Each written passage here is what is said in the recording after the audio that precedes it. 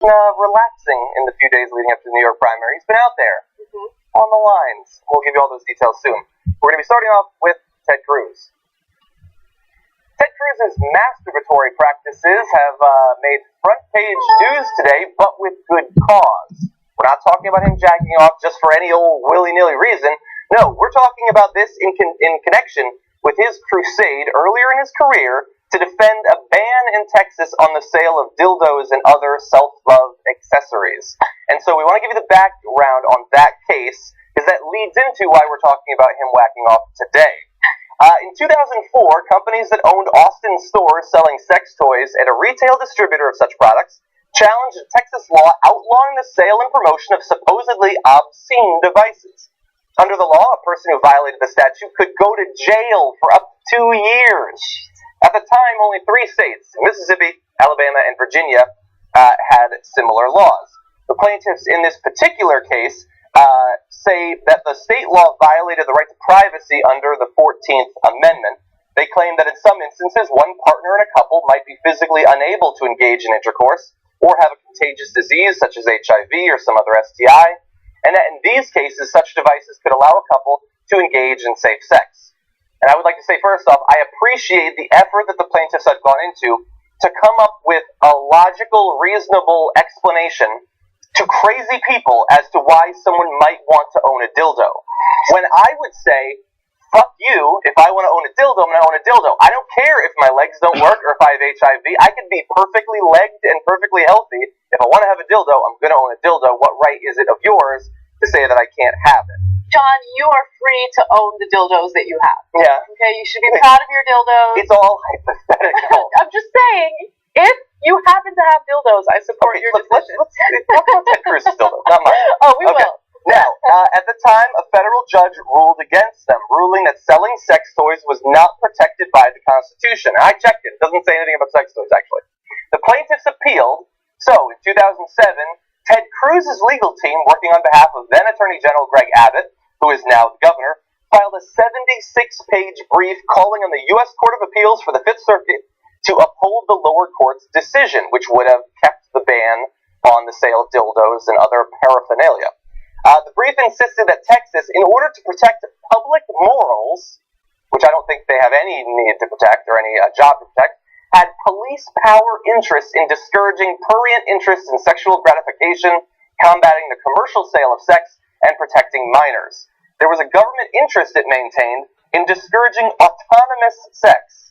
The brief compared the use of sex toys to hiring a willing prostitute or engaging in consensual bigamy. There is no substantive due process right. This is a direct quote.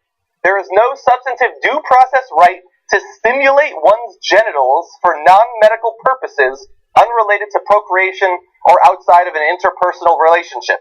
If you are in a relationship, you can stimulate your genitals all you want, apparently, but not when you're alone, which is when you need that right the most, in my personal experience. Then, in a 2-1 decision issued in February of 2008, the Court of Appeals ruled against Ted Cruz and his anti-dildo crusaders. The court, citing, this is Lawrence versus Texas, the famous sodomy case from Texas, pointed to the right to be free from governmental intrusion regarding the most private human contact, sexual behavior. And they go on and they give a bunch of other great reasons why it is not in the government's interest to stop dildos from being sold. Is it really Ted Cruz's interest to ban dildos when he is, in fact, a dildo himself? I mean, that's the real question here. I mean, what kind of strange legislation would a dildo support, you know?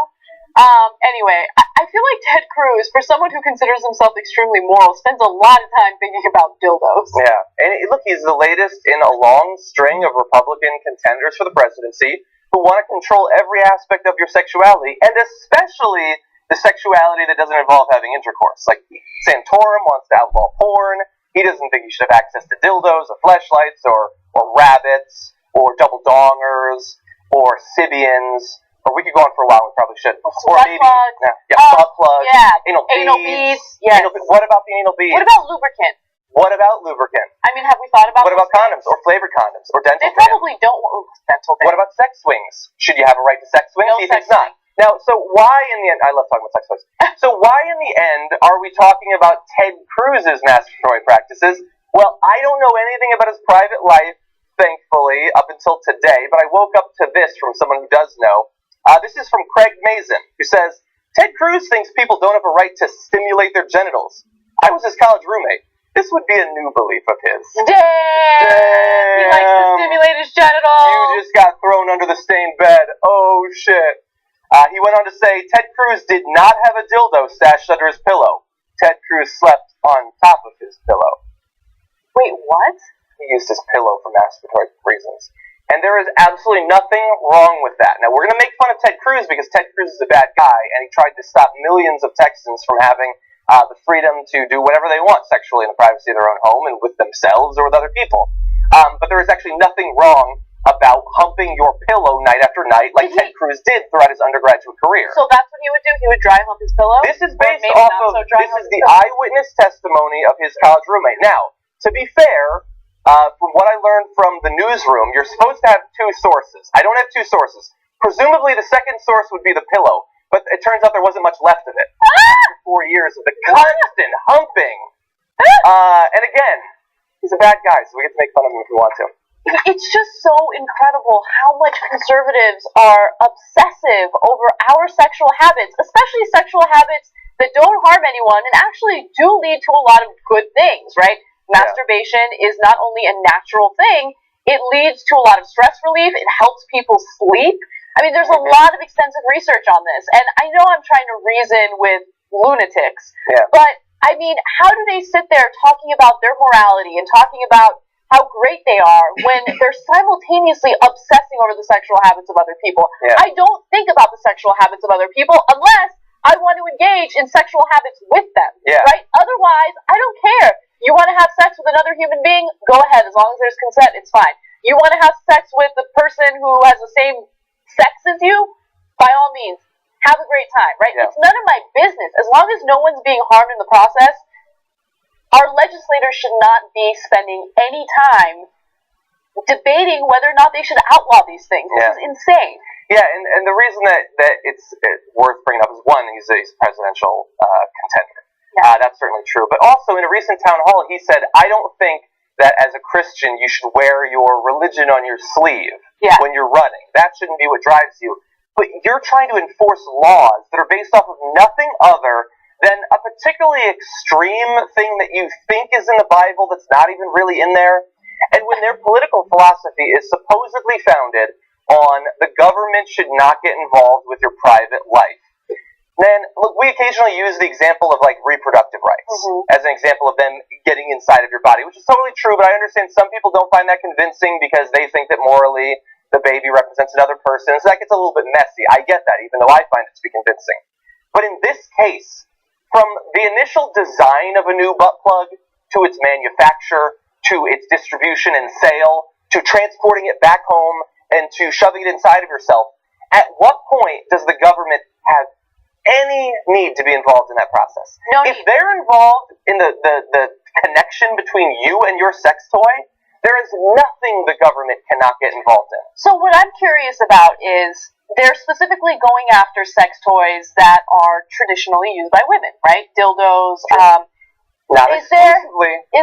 Not exclusively, that's true, but it seems as though these laws were geared toward women, right? Or gay men. Or gay men. Yes. So, was there any language in the legislation pertaining to men? Like, was there a ban on cock rings, for instance?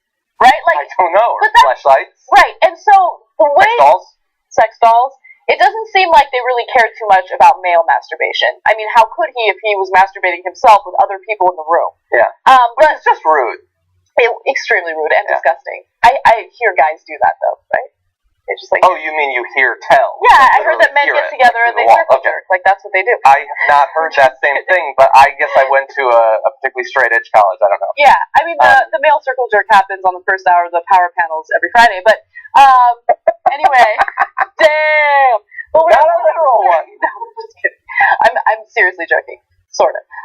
But what I do want to bring up is the way that this makes these legislators seem or look is that they feel as though sex toys are competition and they're afraid by it, and they want to outlaw it. It's like, why would I allow these women to have vibrators when they're going to get off by using these vibrators? I want them to want to have sex with me. We don't want them to be able to just enjoy sex or think that they should enjoy sex. And again, if you think, look, obviously we like talking about this because it's fun to make fun of Ted Cruz, but the stakes, I mean, it's punishable by going to jail at that time for 2 years, and they literally arrested people. They ran undercover stings because women would have these little get-togethers, like a Tupperware sale, called passion parties, I think they're called, which actually sounds pretty hot. And they'd get together and they'd sell each other the sex toys, and they would arrest and lock people up based on this. That's insane. And that's my second to last point that I'm making this. So my last point is that I love this picture in the background. It's like, get out. I want to love my pillow. That's how I imagine it going down. Anyway. Okay, so that's all the Ted Cruz masturbation talk we have for today. We have big news on Bernie Sanders that does not involve wanking. Okay. Today, Bernie Sanders received his first endorsement from a sitting U.S. senator, and that being the junior Democratic senator from Oregon, Jeff Merkley, who wrote an editorial that was posted today in the New York Times detailing both his thoughts about Hillary Clinton, and we'll have some of that, but also why he thinks that Bernie Sanders is the president that we need now. But the first part that I want to read from has to do with why he thinks that he is the first senator who endorsed Bernie Sanders. He says, I think in this particular year, many political leaders endorsed very early, before it became clear that Bernie Sanders was running a competitive, viable campaign. Had people waited until later in the year, we might have seen a different distribution of endorsements. I think many people who felt that they resonated deeply with Bernie didn't anticipate that his campaign would become as successful as it has. I think that that's a great point. We're going to get to the stats a little bit later on, but while he's had congressmen and mayors and state legislators who've endorsed him, obviously having a senator endorse you is significant. And most of the senators have already made their endorsements. We'll tell you where they went later. But yeah, it is too bad that they didn't know that he would win as many races as he did. And he could have won more had the senators from that state perhaps thrown a couple percentage points his way. Possibly. I think in the case of Elizabeth Warren, for instance, I think that it would have helped Bernie in Massachusetts. He was so close. Some might argue, well, Elizabeth Warren isn't necessarily known by everyone in the country, but she's certainly known by voters in Massachusetts. So that could have really helped Bernie Sanders. So in specific cases like that, I think that it could work to his advantage. But on the contrary, I think that it works in Bernie Sanders' favor to not have a bunch of members of Congress coming out in support of him. Because all those members of Congress typically represent the establishment and are willing to play ball with this corrupt political system that we have in place now. So I think that him kind of being disenfranchised by our political system is resonating with his voters, is resonating with the American people, and is working to his advantage. That's just my hypothesis behind it. I have no data backing it up, okay? But that's just the way I kind of see it. I think that that's generally right, and there's certainly a lot of senators that I don't have any interest in whether they support him or not. But there are some, including, by the way, Jeff Merkley. He's a second-term senator, and I read extensively about his record, and he agrees with Bernie Sanders on a lot of things. Like he's strongly in favor of campaign finance reform, investment in alternative energy. He's big on workers' rights, believes in climate change. Like all of the issues that Bernie Sanders talks about, Jeff Merkley is not just like cynically like, oh, he's popular with the kids, so I'll endorse him. Like Jeff Merkley apparently agrees on a lot of those issues and is on the record in that way. So endorsements like that, I think, do matter, right? Because if his constituents support him because of the same political ideologies that Bernie Sanders has, well, then that endorsement would definitely mobilize some of his supporters to support Bernie Sanders, which is a good thing. But again, I mean, this whole thing about endorsements never really appeals to me, especially when you have newspapers endorsing candidates, because the reality is most people aren't even reading newspapers anymore, right? It's a little sad, but it's true. And people aren't as interested in newspaper endorsements. They're interested in the policy ideas. The mainstream media thinks people aren't interested in policy ideas, but they certainly are. I wish there was a little more focus on that so people could be informed voters, as opposed to so much focus on who's endorsing who. Who's endorsing whom, I should say. Like, what does that help? Yeah, which is one of the reasons that we have not endorsed anyone. Maybe. So, look, there's a risk to doing this as well for Jeff Merkley. Right now, there's a greater chance that Hillary Clinton will still win. There's that very real chance. And that could hurt him if she were to become president, if he was speaking out against her. So he did try to be diplomatic in his editorial, both about her and about President Clinton. He said she would be a strong and capable president. But he gives a lot of good reasons for why he supports Bernie Sanders, regardless of how strong and capable she would be. He says, as we look forward towards the next administration, there was far more work to do. We need urgency. We need big ideas. We need to rethink the status quo. I think he stole that from Bernie Sanders' speech. He went on to laud Sanders for boldly and fiercely addressing the biggest challenges facing our country. Here are some of the specifics that went into that. He cited the senator's opposition to international trade deals and calls to action to address global warming and reform campaign finance as reasons for his endorsement. By the way, so this is the first senator to endorse Bernie Sanders. Of the 44 Democrats in the Senate, 40 have already endorsed Clinton. That's incredible. So unless some start flipping, there's not a lot to join Jeff Merkley, unfortunately. But I want to give you a little bit more from the editorial. And as economic power has become more concentrated, so too has political power.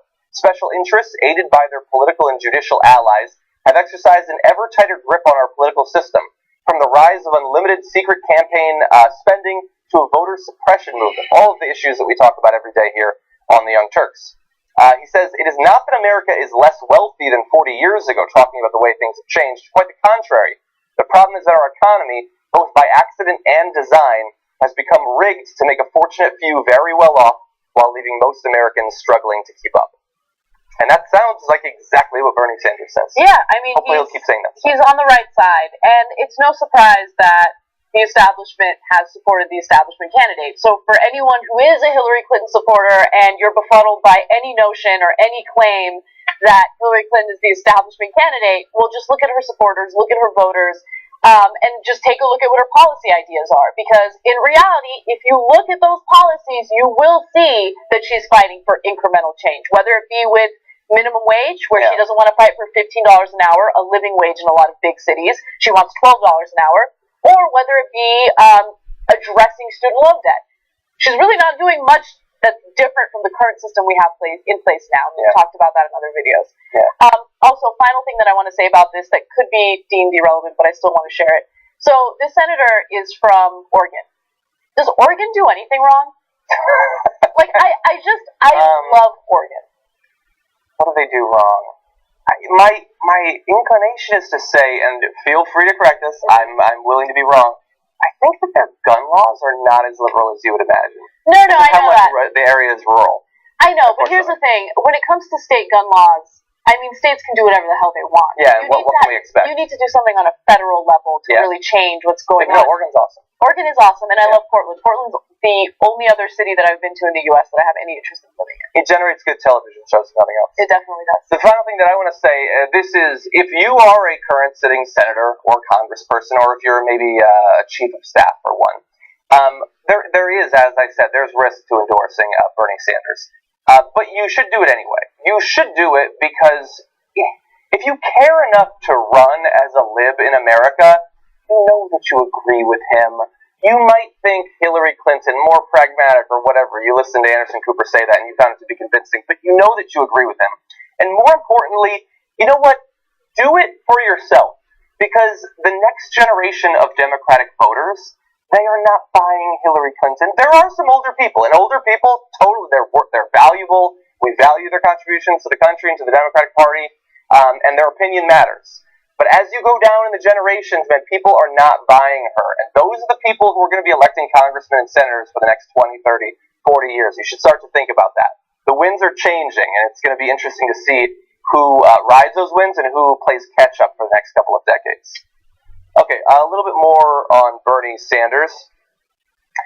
Bernie Sanders has once again joined striking workers on the picket lines. This time he's joined 40,000 plus Verizon workers whose contracts expired back in August of last year and who have still not been offered satisfactory terms from Verizon management. So he went to show support to them, and we have a section of his speech here. We're fighting a vicious corporation, but we got a champion that's fighting for us. Let's hear it for Bernie Sanders!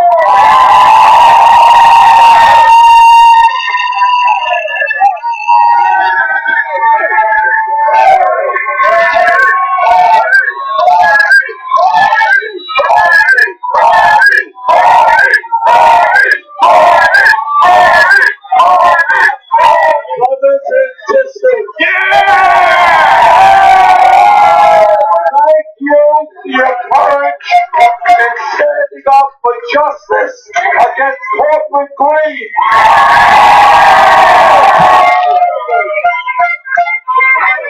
Verizon is one of the largest, most profitable corporations in this country, but they refuse to sit down and negotiate a fair contract. They want to take away the health benefits that you have earned. They want to outsource decent paying jobs.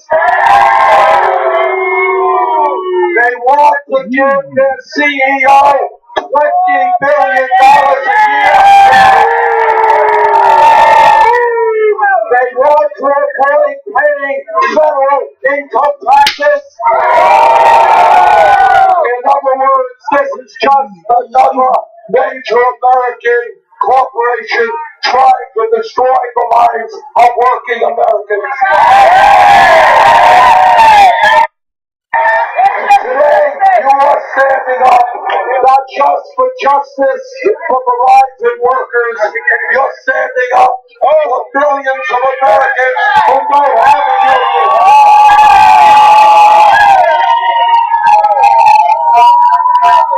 And you're telling corporate America,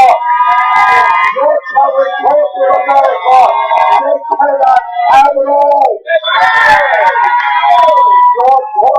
You're telling corporate America that workers in this country are not going to be continued to push down and down and down. The working class of this country deserves to earn decent wages, decent benefits, and not see their jobs go to low-wage countries.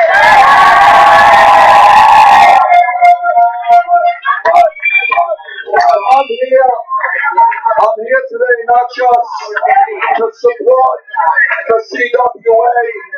I know how hard it is, what a difficult decision it is to go out on strike. Right. And I know you brought a whole lot about it. And I know your families are going to pay a price for going out on strike. But you have chosen to stand up for dignity, for justice, and to take on an enormously powerful special interest.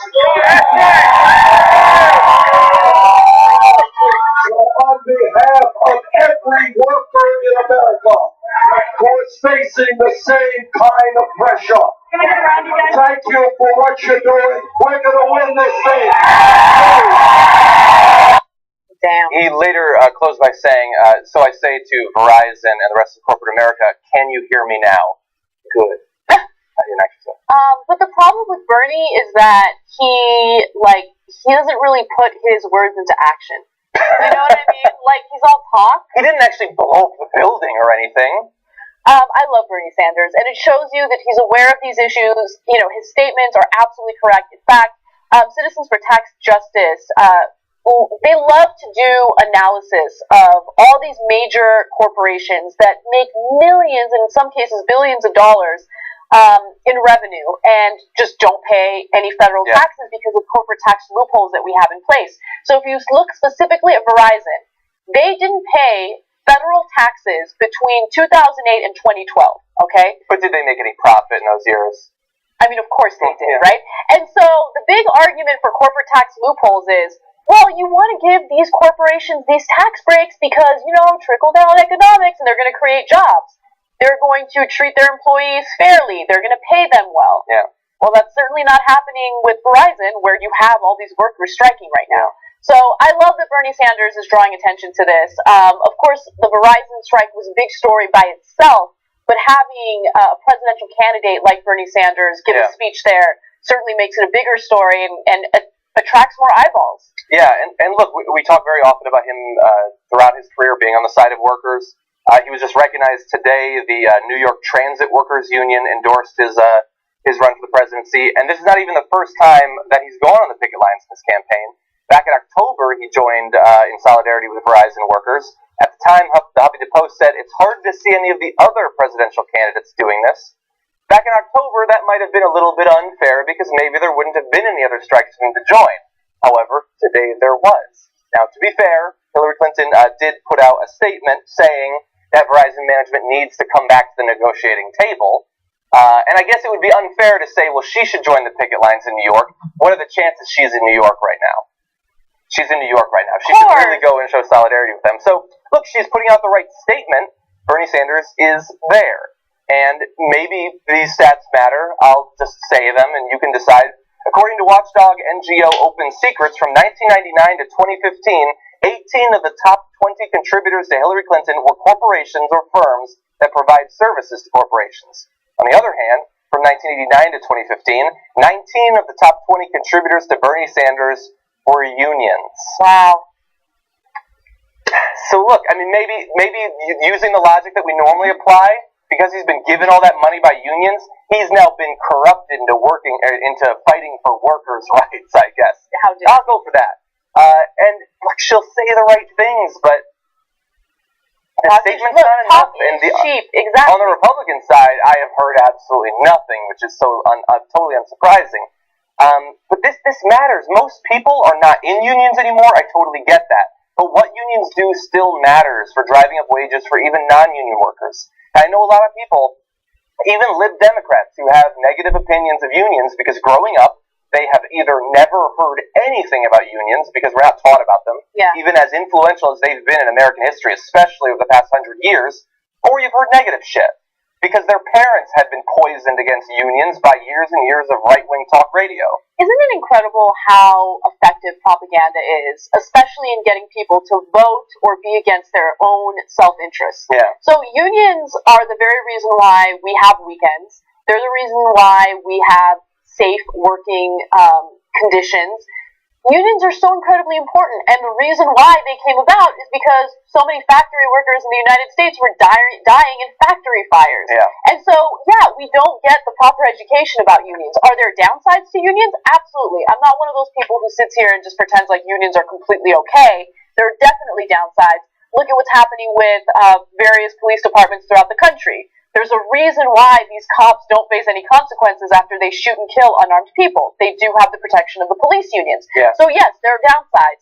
But the upsides of unions are so overwhelming. And again, the propaganda by the mainstream media, by these corporations, the corporations that buy out the mainstream media, just really resonates with people. And again, they vote against their own self-interest. Yeah, and look, the strike continues. Verizon is not going to crumble in the next hour, so Hillary Clinton should go.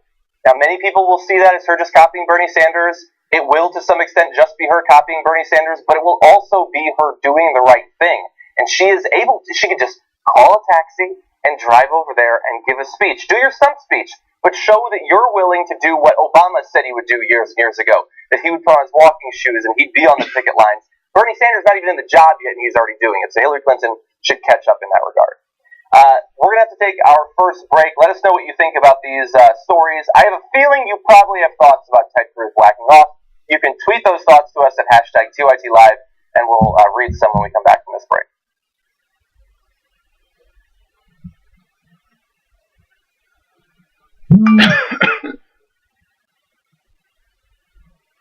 He's so progressive, he recycles his thoughts. His car cleans the air. He prosecuted a bank executive and won. His idea of Social Security is old people being able to survive. When he builds a bridge, it bridges the income inequality gap. The only campaign contribution he'll accept is your vote. He's the most progressive man in the world. Not all Democrats are created equal. Support 114 hoof prints on the hood of a car. Seen it, covered it. Talk to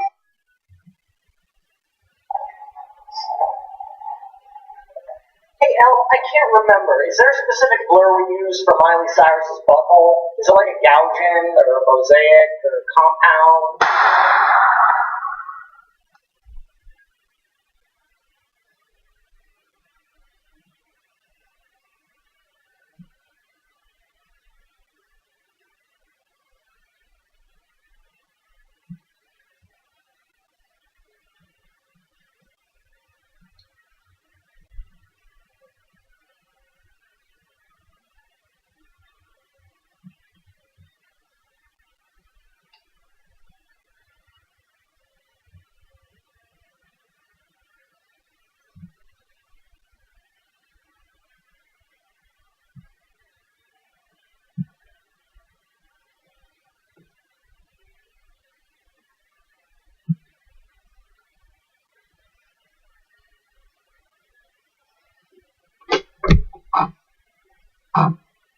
Hey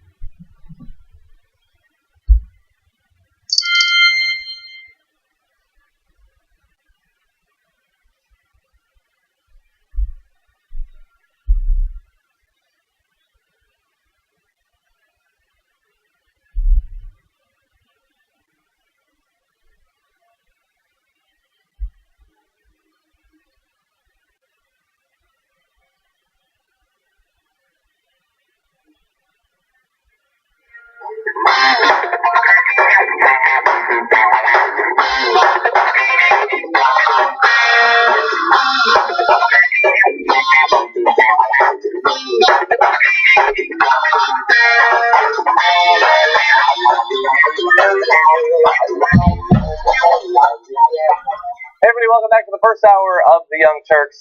Before we get to the tweets, I want to say one of the things that we don't have because we're not CNN or whatever is we don't have producers in our ears updating on us on what's going on outside. But thankfully, we do have you guys. So somebody tweeted that Hillary Clinton has apparently met with the workers, and so I looked it up. It was about 25 minutes ago. It was during the first hour. She met. There's no reference to a speech or anything like that, so we don't know what she said. But apparently, she did go there. So we want to give her credit for doing that. We would have known that had it not happened after we started doing that. The first hour talking about Texas activism. So since you did that correction, I'm going to correct myself a second time on something that I said on the show yesterday, because I think it's really important that misinformation doesn't get out there. We were talking about incarceration statistics in the U.S., and I said the U.S. accounts for 5% of the world's population, but 50% of the world's incarcerated population. I misspoke. I meant to say 25% of the world's incarcerated population. The reason why I'm correcting myself a second time is because someone made a meme of me saying 50% of the world's population, and it's now going viral. They didn't do it with bad intentions. They just thought, oh, it's a statistic, it's true. And I hate that it's going viral now, because I'm like, no, it's not right. So if you see that, please let the person know, hey, Anna corrected herself. Please take this meme down. And you really fucked up, because if we only account for 25%, that's really not terrible. Well, obviously it's still horrendous, I know. But no, your devotion to the truth is admirable. Okay, so let's talk about a couple of the members who allow us to do what we do, to issue the corrections that we do.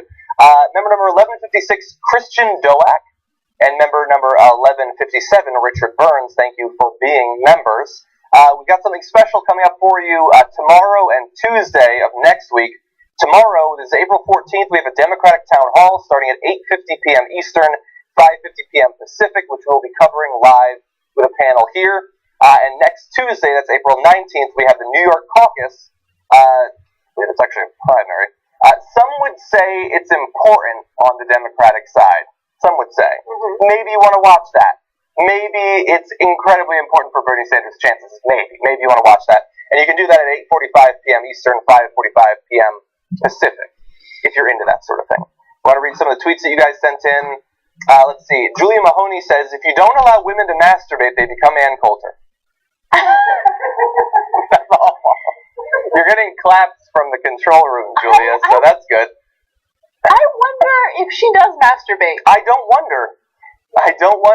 Look, if she should. Everybody should. It's healthy for you. Yeah. I don't want to think about it anymore. I would prefer to think about Ted Cruz masturbating, honestly. Anyway, Bitchy Gay Guy says, male circle jerk. Have I been watching the wrong TYT live channel on Fridays? Look what you've done. Friday power panels, if it's Jake and Ben on the same panel, essentially consists of two men trying to outdo one another with insanely lame jokes. Yeah. Well, I'm not going to say insanely lame. It's those two men doing that, and then me on the end of the table looking at the clock and saying, no, we're not going to do that story. Okay, no, we're not going to do this one either. No, I know, but like, here's the thing. It'll usually be triggered by Ben making a really funny joke, and then Jake is like, I can outdo him, and then he doesn't. And then Ben tries to fire back with one of his jokes, and it's like, come on, fucking do the stories. Exactly. Or get through the story so that we can have a second hour. Yeah. Yes. So Bart Kyle is giving us the breaking news from Rolling Stone magazine that Ringo Starr has canceled an upcoming concert in North Carolina over the state's bathroom bill. I always felt like Ringo Starr seems like an upstanding gentleman, and he proves it here. And finally, Joey Tovar says, so refreshing to see a presidential candidate that walks the walk. Proved it again today by being on a picket line. In this particular case, since Hillary Clinton has also gone now, look at the Democratic Party being the party. Every one of our presidential candidates has gone in support of workers that are striking. I don't see Donald Trump there. Yep. Of course, to be fair, he probably goes to parties with Verizon executives, so maybe he doesn't want to piss them off. Yeah, he's too busy making good deals, not bad deals. Exactly. Yeah. Good deals, bad deals. They're taking our jobs. We're like a bunch of babies. I am going to plug one of my social media accounts because I've been using it to give people behind-the-scenes stuff happening at TYT. Snapchat, if you want to follow me, Anna Kasparian, I just snapped what happened during the break. It was. And if you want to follow me on Snapchat, I will never, ever send you a Snapchat. If I have it, I'll never use it. Anyway, okay, back to the news. We've got some Sean King for you. Today, the New York Daily News endorsed Hillary Clinton for the presidency, and I say that you should read their editorial because it's both positive for Hillary Clinton. It's also one of the most anti-Bernie Sanders pieces of writing that I have ever read. And many people don't like it, including an employee for the New York Daily News, that being activist Sean King, who's a writer for the site. He took issue with some of the claims that they made in that editorial and wrote his own piece, which is now also on the New York Daily News, and you can read that. Our reporter, Jordan Sheraton, caught up with him to speak about this little ordeal, and here is some of that. Bernie was right with what he said about how big banks could be broken up, and there's a kind of a fundamental misunderstanding here about who has the power to do that. Not that Bernie was wrong, but that Bernie, according to Robert Reich, was actually right, that the president has the power. There you see Sean King talking about one of the things that was brought up a couple of times in the editorial, that being what they thought was an inadequate performance on the part of Bernie Sanders when it comes to some of his answers that he gave in an interview with the New York Daily News, which has been dissected and digested by every media outlet over the past couple of weeks. I personally think that the expectations that after the fact the media has placed on Bernie Sanders in terms of the level of detail that he was supposed to provide for an incredibly technical policy in one portion of one answer for one interview at the New York Daily News is absolutely insane. But they took it very seriously, and they say that's one of the reasons they have to go for Hillary Clinton, which I find to be ironic, because Hillary Clinton also says that she would be willing to break up the big banks. Did she have a big sit-down interview with the New York Daily News? Did she provide in-depth details about how she would do that? No. She's provided no evidence whatsoever, and that no evidence is apparently enough for the New York Daily News to do their endorsement based on. Yeah, I know we have more from Sean King. He's a badass, and I want to see more of his interview, because I think he makes a lot of really good statements. So here's a bit more about his view of Bernie Sanders' knowledge of the specifics when it comes to policies like breaking up the big banks. I was flabbergasted at the notion, and I say this in my piece, that people were making it out like he had no idea what he was talking about. Right. Like, he lives and breathes these issues and has done so for over 30 years. It was a short interview. It was a 45-minute interview where I think he had a ton of ground he wanted to cover. And see, I say that with like compassionate ears. Like, I heard the interview and was like, yeah, he kind of rushed through that. Like, had he known that he was going to get killed on it, on the back end, he would have, hell, he'd have spent the whole interview unpacking, you do this and do that. He's known for being a guy that is into the minutia. It's true. And so then the final piece that we want to show you from Jordan's talk with Sean King has to do with his position as this activist who disagrees with the New York Daily News but actually works there full time. I am a young Turk inside of New York Daily News, right? In essence, and so I get a lot of freedom to talk about revolutionary thoughts and movements and struggles, but by and large, it's going to be independent media sources that drive this conversation. Yeah, wow. Yeah. I mean, I think that's pretty courageous to say, especially when you're in some ways criticizing the very publication that you're working for. That's exactly what a Young Turk would do. I mean, that's what Cenk did with MSNBC.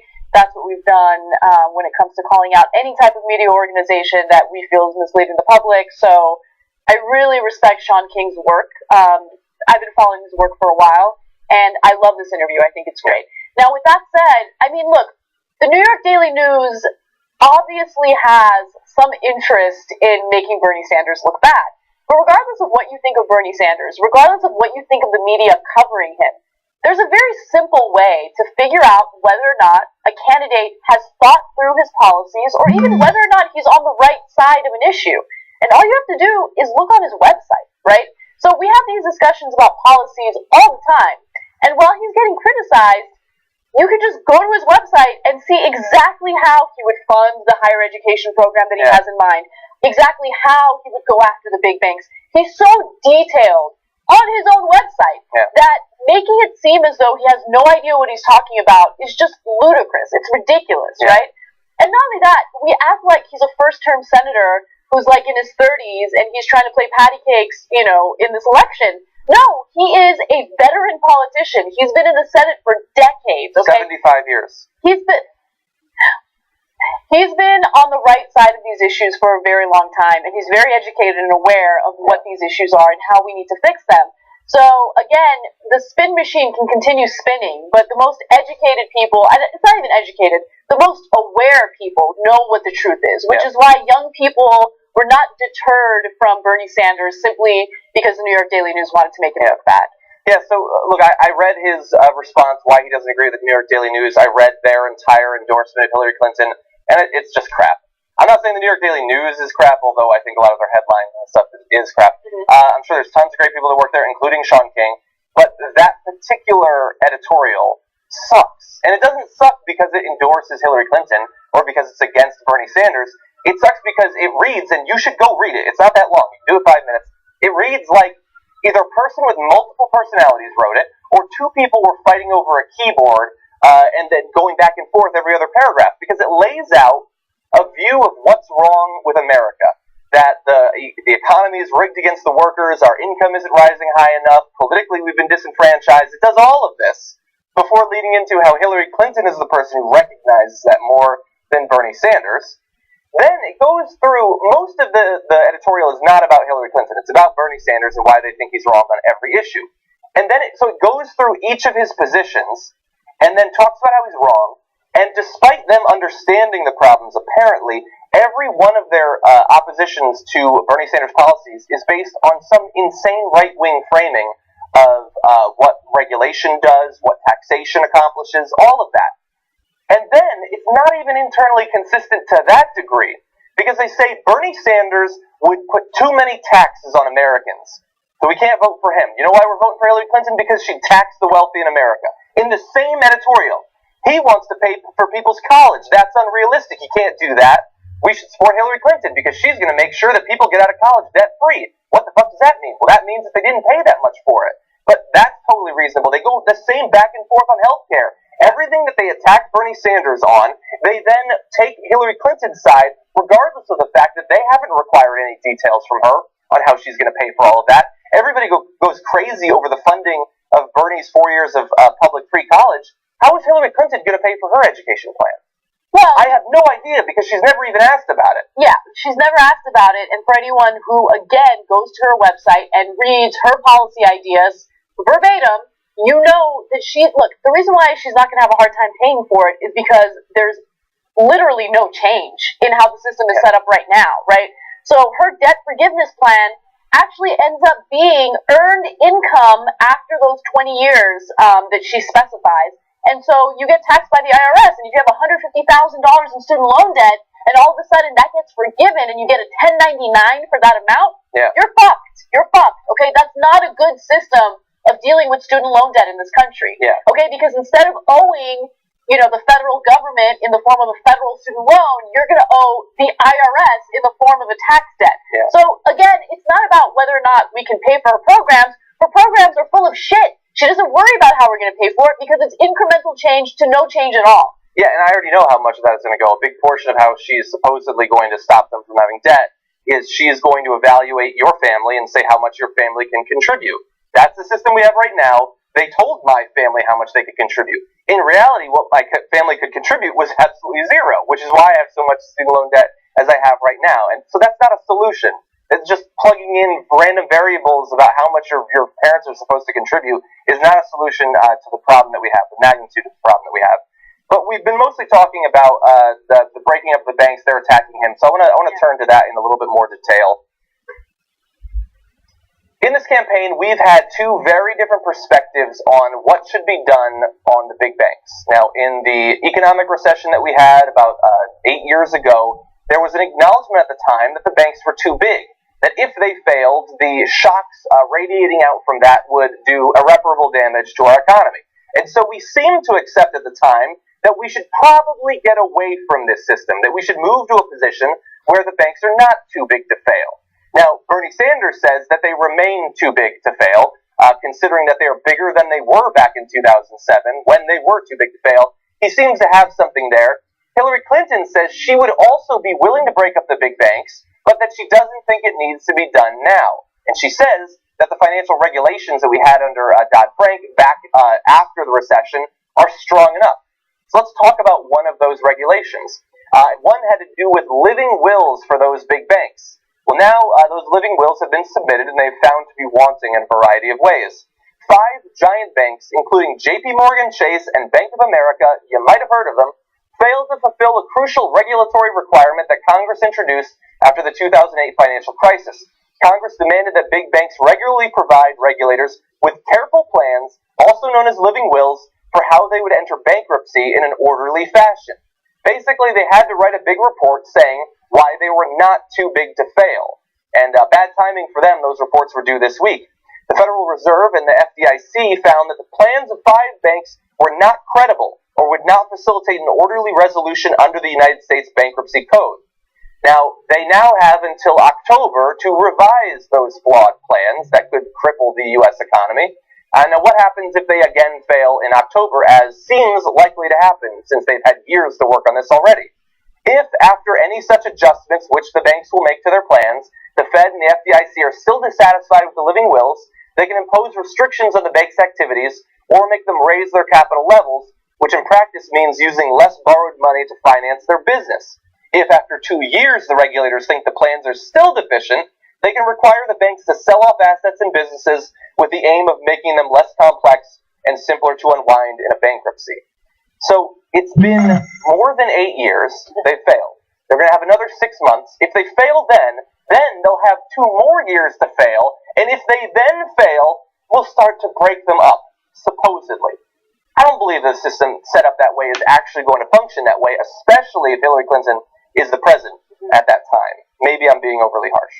Yeah, I mean, this kind of shows you how watered down our regulations are for the banking industry. They are allowed to be as big as they want, and the way that we tackle them is it's just so weak. It's so incredibly weak. And so, yeah, this is a legitimate issue. And the only reason why we're even having discussions about breaking up these banks is because of Bernie Sanders. Yeah. I mean, do you think that Hillary Clinton would bring up this issue and be a warrior in trying to break up the big banks and ensure that we don't suffer the same type of economic collapse that we did in 2008.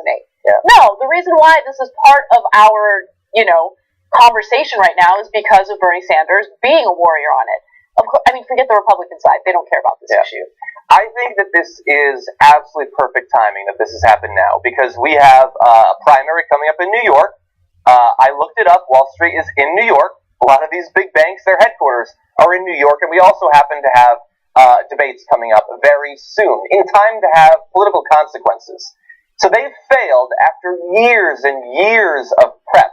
God, just the past year where they've come under new scrutiny thanks to Bernie Sanders should have clued them into the fact that maybe they should make these living wills in a way that gives us some confidence that they're not ready to create a second recession. So they need to ask Bernie Sanders and Hillary Clinton, based on the failure of these absolutely massive banks, which are bigger than they were back when they were too big to fail, what should be done to these banks? And if in 6 months or whatever, in October, when they almost certainly fail again, if they then have not reassured us that they are taking this problem seriously, should they be broken up, and how would you break them up? Ask both of them that question, because if they don't have an answer, or if they say that yes, we should give them years more to prepare, then we cannot afford to let them be in charge of that regulatory apparatus of Wall Street. And I think that the voters of New York deserve to know where the candidates stand before they make that crucial vote on Tuesday of next week. Okay, let's turn to something completely different. I feel like we've been talking about Wall Street for a very long time. Anti-abortion activists and legislators have found a new way to punish women for using their constitutional rights of reproductive freedom, and they're called fetal burial bills. These fetal burial bills demand that women, after having an abortion, must inform the clinic if they want the aborted remains to be cremated or buried. The abortion clinic is financially responsible for completing the task, which in practice means that the woman having the abortion is financially responsible for completing the task.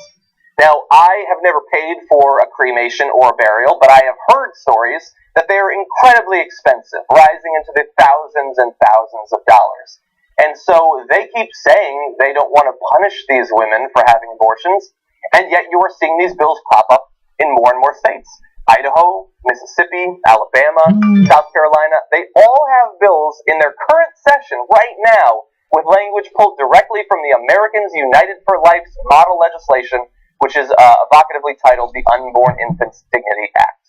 And so women in all of those states right now, if these bills go through, might end up having to spend thousands more dollars to have the abortions that supposedly they're constitutionally able to have. So they're doing this for two different reasons. The first reason is to further this notion that a fetus is a person that has constitutional rights, right? So there are fetal personhood bills that have been proposed in various red states, and they've been deemed unconstitutional because a fetus does not have the same constitutional rights as a human being. The second reason why they're doing this is because they want it to lead to an undue burden for any woman seeking to get an abortion, which is also something that the Supreme Court decided back in 1973 is against the Constitution, right?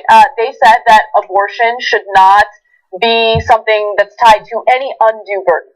And making them pay for a cremation or a burial for a zygote or for a fetus is an undue burden, especially financially, right? Yeah.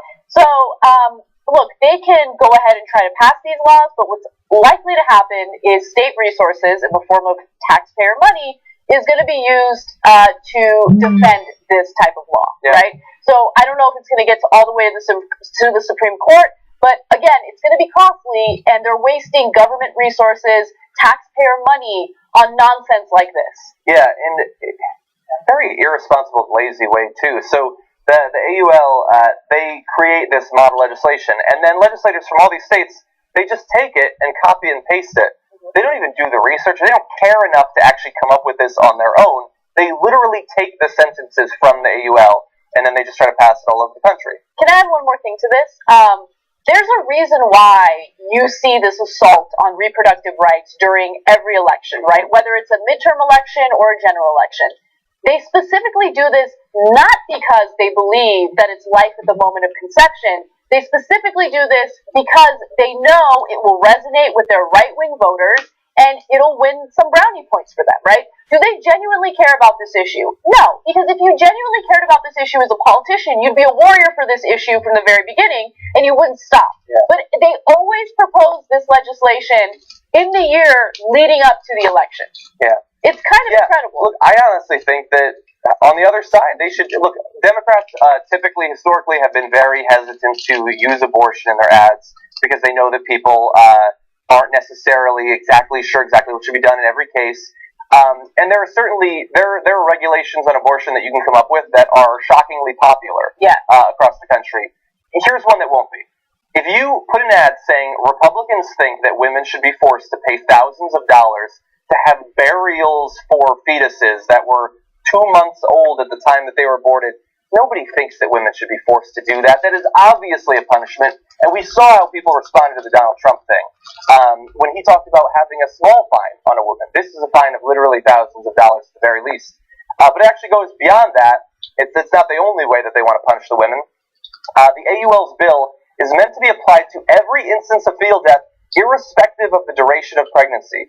In some cases, this would mean a woman who took an abortion pill a couple months into a pregnancy would be asked if she wanted a quarter-sized blood clot to be formally buried. She would then get a death certificate.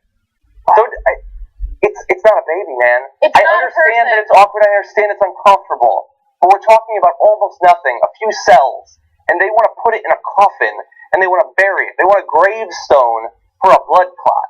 And they're serious, and they're trying to pass this all over the country. And by the way, that death certificate thing there is not there just by chance. It's not just to recognize that the fetus was a person. If a state is going to require a fetal death certificate for every abortion, the name of the woman who's had the abortion could be made public record as a result of those being public records. And so that's a great way to shame women into not having abortions. If anybody could just randomly look it up, like, oh, I go on the state registry and I find out who had an abortion, and then I can attack them for it if I want to. These stories always irritate me because, again, it's usually due to political reasons that politicians go after women who want abortions, go after reproductive rights. But there's another element to this that I don't think gets talked about enough. This isn't about preserving life. This is about punishing women who have sex, who get pregnant, and want to solve that problem. If they don't want the baby, well, too bad. You got to suffer the consequences. You had sex. You deserve to be punished. There's no easy way out. There's that mentality. There's that attitude. And it's more about that than anything else. Because if you look at legislation that's proposed, it always focuses on preserving life. But once that baby's born, they don't care about making sure that that child is taken care of if he or she is born into a poor family. They don't care about providing any type of governmental assistance to make sure that that person has a shot in life, right? If you really care about life, then you would look out for them. But they don't look out for them. All they do is focus on how they can punish the women and make them pay the consequences for having sex. Yeah, and again, this carries on from the Ted Cruz masturbation thing from earlier, the extent to which they think they should be able to get involved in your life. Yeah. Like, I've lost family members. If I didn't want to bury those family members, we have these traditions, and many people follow them. They either cremate, or they bury. Some countries have other rituals. If I didn't want to do that, what right do you have to tell me I need to do that for a 70-year-old corpse, let alone a 10-week-old fetus? There are some people who have abortions and want a procedure like this. There are some people who have miscarriages or lose a child, and they want to have a burial, or they want to have a cremation. They are 100% free to do that, and I would speak out to protect their right to do that. But it is nobody's right other than the person in that family to choose what happens to those remains. It's certainly not the right of some legislator in Indiana to get involved in that. Unfortunately, that is the end of the first hour.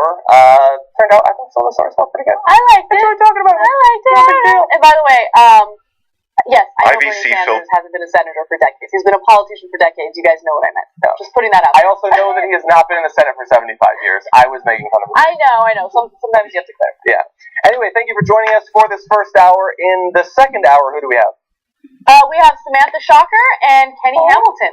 So it'll be a fun panel. I hear that's been a fun panel It tradition. has. I think that tradition will continue.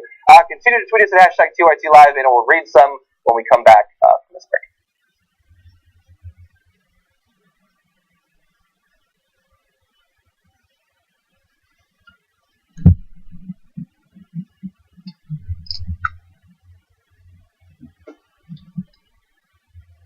I do a whole bunch of stuff behind the scenes. My name is Dave. I'm going to tell you some amazing facts. There was one woman in the elevator was wide open, and here I am, now scrambling to repair it and posting. Oh, you got a great relationship. Enjoy. Okay, fine. We'll do your budget. It's going to be a nice fucking little figure to that. You especially are so troopy, more boring, less handsome version of that. Only so many ways you can put the steak, right? Yeah. Sometimes you want some fucking tuna.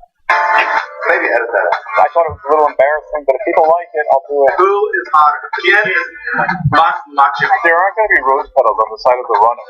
Why am I there? It was the best Valentine's Day I've ever had. How could someone not be interested? I don't know if you say it. Thanks for being members and for being patient with me in this post-game show. I'm just doing what's right. Yes, go back to that. Mexico's going to pay for the wall. It's so good. Very, very big price.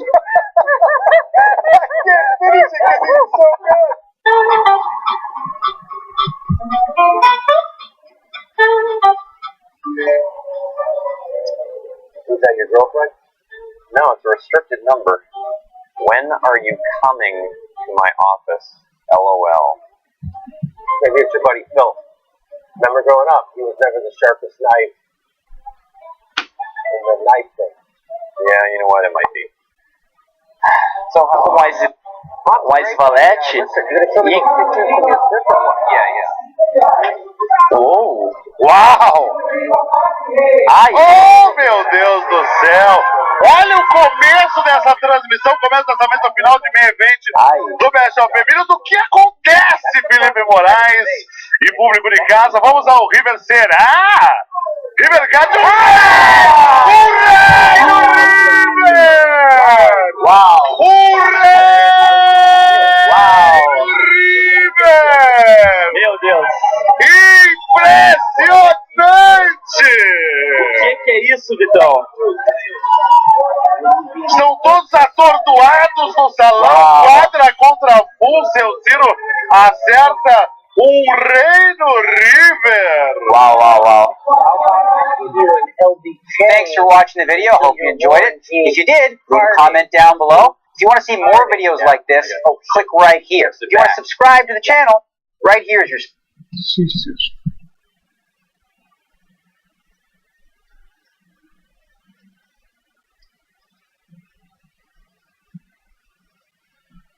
Pickup line. Hack. I would have expected more from Obama. Oh, God, no. Holy shit, talk about your stimulus package. The president sent you a dick pic and it took 2 photos. That better not be the president's Liberty Bells, or I am voting Republican for the rest of my life. It's about time. How about, you gonna slip me your John Boner on the way out the door? Not your best work. I think I can't be generous. You want me to keep my George W. Bush, or do you want it as bare as the taxpayers' wallets? No, I want it as rough as the roads I'm paying to drive on. All right. I'll be at the phone store if you need me.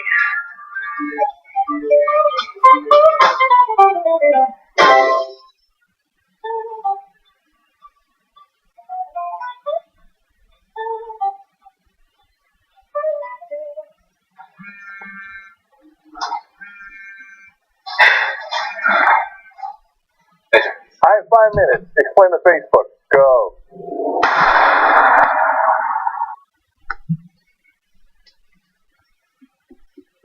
All right, Jordan, tell us where we are, where we've been, and where we're going. June Chat reporting for the Young Turks. The Young Turks online. You're the third reporter that have come. Tell me none of them will take getting a haircut while talking to you. Listen, I'm the first. you're beautiful.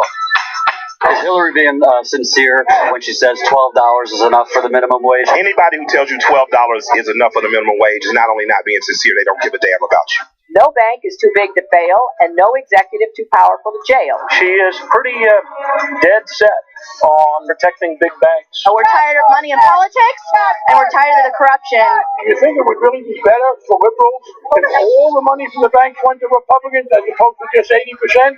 When do we actually decide to make a change as a people? Bernie Sanders already said, he wants a revolution, Well, I don't really want a revolution, I want a precedent. You been a Ted Cruz fan all this time? No, I've been a Liberty fan all this time. It was a raucous event, if you've ever seen one. I don't want to be recorded. He's not going to tell us anything, so. He reminds me of like your drunk uncle at a wedding who gets up and starts talking and just loves the crowd. They're trying to ethnically cleanse white people? Well, sure they are. Weren't you white guy? In Dixieland, I'll take my stand.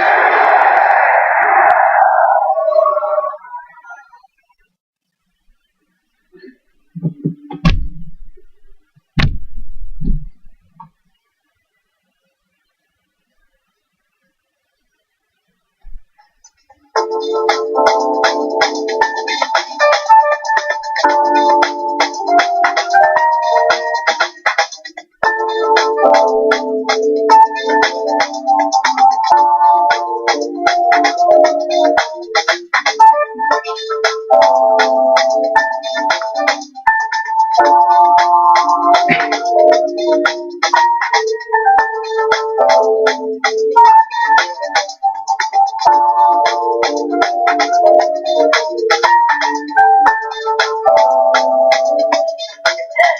guys, welcome back to TYT. As you can see, we have an awesome panel to help me with the second hour stories. Kenny Hamilton, you've been on the show before. Everyone loved you, so it's nice to have you back. Thank you for having me. Appreciate it. And Sam Shocker, who of course is the host of Pop Trigger and is all over HLN. You guys should check her out on both networks.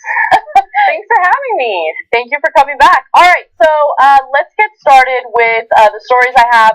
But before we do that, I just want to give you guys a quick note. If you happen to be a member and you're running into some technical issues with our website, we have just switched over to a new platform for membership-related things.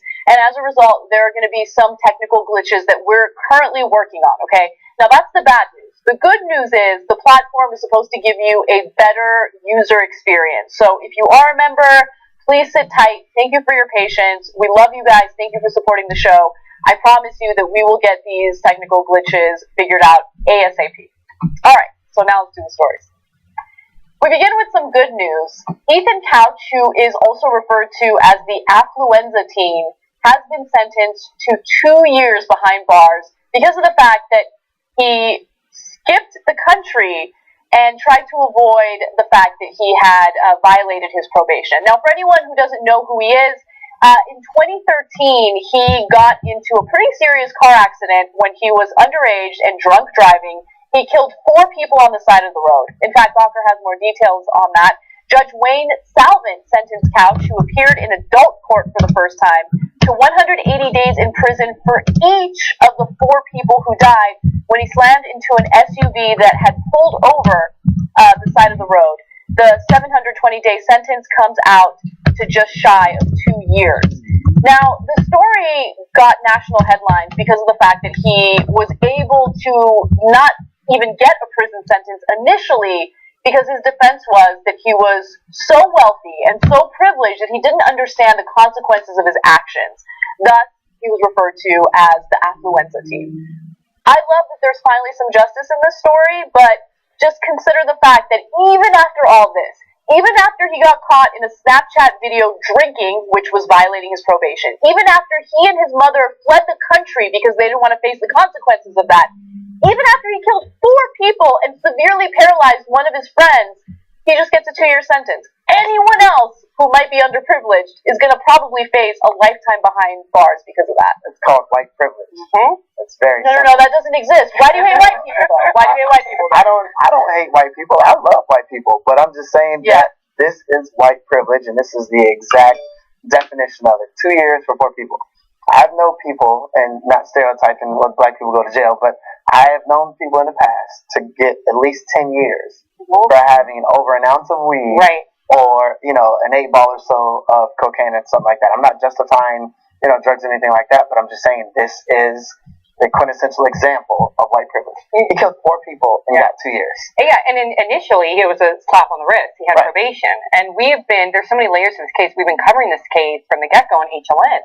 And the original judge, to further both of your points, the case right before Ethan Couch, also a 16-year-old, and this kid was underprivileged, and this kid also had a DUI, which also cost somebody's life. Wasn't 4 lives, 1 life, and he had a lower blood alcohol level than Ethan Couch did. Stiff sentence behind bars. Yep. And he wasn't able to afford this rock star team of lawyers, these expert witnesses that were able to testify in his defense and come up with affluenza, which is a complete joke. He knew the difference between right and wrong. He's an entitled prick. That's exactly what he is. Yeah, and I love that Kenny brought up the white privilege thing, because we talk about that a lot on the show, and I get a lot of heat because I bring it up a lot, right? Because it certainly exists, and I try to clarify what it means so people understand that it's not us pointing our fingers to white people and saying, you didn't earn what you got, or you're not deserving of what you have in your life. It's just meant to point out that there are certain injustices, certain double standards that minorities or underprivileged individuals have to deal with that the white community doesn't have to deal with. And look, it does have a lot to do with socioeconomic status, right? So poor people, again, as Sam perfectly mentioned, don't have the same resources as wealthy people. So you can't hire the best defense attorneys. And so you are more likely to have a stiffer sentence. You are more likely to be convicted of a crime. And so in this case with Ethan Couch, I mean, this is a perfect example of a wealthy white kid who was given the benefit of the doubt. So many minorities in this country don't get the benefit of the doubt, right? But a lot of white people do. And so just understand that that's what we mean when we talk about white privilege. That's not a knock on white people. It's a knock on the way society sees certain races. Well said. Yeah, I mean, I love white people, and it's not me, trying to play the race card, as a lot of people, will throw that out as well. It's what it is. This is the blatant example. They fled the country. That's federal. So where's the FBI? Can I get the FBI involved in this as well? Like, there's a lot of different things in there. So Fort Worth, Texas, right outside of Dallas. So evidently they know someone. I guarantee you, they know someone in a political realm in that town. And there's just a lot of different connections that you don't know about that's under the table. That's the way the world is. It's the way the country is. I'm not going to say that I don't like it or I do like it. But we all achieve to get, a certain amount of wealth and a certain amount of status wherever we are for things like this. And it doesn't help too that this kid, I mean, when you watch, if you watch the trial, this kid had zero remorse. If anything, it was just self-preservation for himself. And the parents too, I mean, all they did was care about themselves, not these four families and the victims and the community that they destroyed. And you look at how they don't feel any sort of accountability. So when he did violate his probation after a really light sentence, you would think that, you would hope that a parent would discipline their child and say, what are you doing? Oh no. She dyes his hair, takes him to Mexico. They go to strip clubs. She had a wad of cash. She had a gun on her.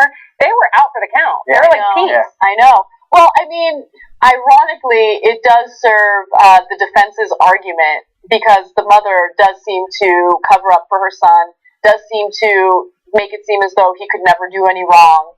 So, yeah, I mean, if he has any trouble learning what consequences are or what the difference is between right and wrong, his mom definitely does play into that. Now, he knows the difference between right and wrong. But he does. Of course. Yeah. But his mom is terrible. Oh, his mom's horrible. And I don't know, if she's going to face any jail time for this. I know that she's definitely facing some charges. Yeah. And she deserves consequences for actions. And maybe she'll learn what consequences are after she... This is when you send your kids to timeout and you don't discipline them either by a belt or something else. This is what happens right here. Yeah. This is what happens. Horrible. I'm not saying to whoop your kids. I got whooped plenty of times. So did I. All right. Let's move on to some updates on North Carolina. North Carolina has faced such severe criticism for its anti-LGBT law, and specifically its discriminatory policies against transgender individuals, that now they have decided to clarify what the law means and who it protects. Now, the governor of North Carolina came out with what is referred to as Executive Order 93. And in the executive order, he not only clarifies what the law says, but also offers some protections for the LGBT community. Now, pay close attention to the wording, and I'll help you analyze it after I read some of his quotes. He says the following: I have come to the conclusion that there is a great deal of misinformation, confusion, a lot of passion, and frankly, selective outrage and hypocrisy, especially against the great state of North Carolina. First, it maintains common sense, gender-specific restroom and locker room facilities in government buildings and in our schools, and when possible, encourages reasonable accommodations for families and those who have unique or special circumstances. The private sector can make its own policy in regard to restrooms, locker rooms, and or shower facilities. This is not a government decision. This is your decision in the private sector. So essentially, this is where he clarifies what the law says. He's like, look, I mean, if the private sector doesn't want to be discriminatory and full of pricks like the government, then by all means, they can make their own decisions when it comes to transgender individuals using the bathrooms that they would like to use. But when it comes to the government in our state, well, we want to discriminate, okay? So we're not going to allow transgender people to use the correct bathrooms. We're going to force them to use the bathrooms that they feel the most uncomfortable using. He continues, as governor, I have expanded our state equal employment opportunity policy to clarify that sexual orientation and gender identity are included. So initially they did not include it. So this is where he did change something. And I guess there's a positive side of that, but it still doesn't protect the trans community in the state. I will immediately seek legislation in the upcoming short session to reinstate the right to sue for discrimination in North Carolina state courts. Now, he says he's going to do it. I don't know whether anyone's going to hold his feet to the fire, but saying you're going to do it in the future isn't good enough. You want to see changes immediately. And again, he's still discriminating against transgender people. He's just saying the government has the right to do it, but the public sector can do whatever it wants. The government is supposed to lead, okay? And they're supposed to lead in the right direction. He's doing the exact opposite of that. No, this is, oops, guys, I want your money. Please, please, I'm sorry. It's not what you guys thought it was. Please help us. PayPal was the first major company to pull out their project that they were doing in the state of North Carolina, which is going to follow a lot of film industry folks and production companies. I know there's a few TV shows that have been filmed in North Carolina, Wilmington to be exact, actually. And this is what this is. This bill is oh crap, we messed up. Shit, can we fix this? Yeah, it's hurting our economy. Yeah. What can I do? I'm now backpedaling. I'm saving face. And it's sad because it is discriminatory. And why don't you just get rid of HB2 altogether and come up with some laws that really protect the LGBT community who need protection, who are victims, especially the trans community, and provide education about what it's like to be transgender, what transgender means. And I don't even think they really even thought out HB2 because I was trying to think, okay, if I'm a trans woman and therefore I now have to use a men's room because that's what it's specified on my birth certificate, you're telling me that me looking like a woman now, I'm going to go into a men's restroom. How do you think that they're going to treat me? Yeah. How is that safe for me? And then on the flip side, a trans man is then going to go into a female locker room and female restroom. How do you think that's going to make them feel? And who's going to police it? Is there going to be like a guard out front, like checking out genitalia? I mean, really, did they even think this out? Well, what it is, and even me being from the South, I'm going to just, kind of break it down in the terms of from the Bible Belt community, is what's in the Bible is this is not right in God's eyes and how a lot of people in the South view it, because these are red states that we're talking about. Mm-hmm. So this is where a lot of Mississippi, North Carolina, Alabama, a lot of these things that we're talking about is because, this is an older generation. This generation were kids during the civil rights era, and their parents were, probably against, the civil rights and a lot of other things that were going on. So we're in this same community where it's been, however many years ago. And that's the issue with a lot of this stuff, is how they were raised and how a lot of people in the Bible Belt community view, transgender and gay and things like that. And it's like, well, it's not in the Bible. If Jesus didn't say it, then I don't believe it. Yeah. That's where we are right now with this stuff. I get the mentality there, but that's why it's so important to have government officials who lead. They were elected to be leaders, and sometimes you have to go against the fears and the paranoia of your own constituents and do what you know is right.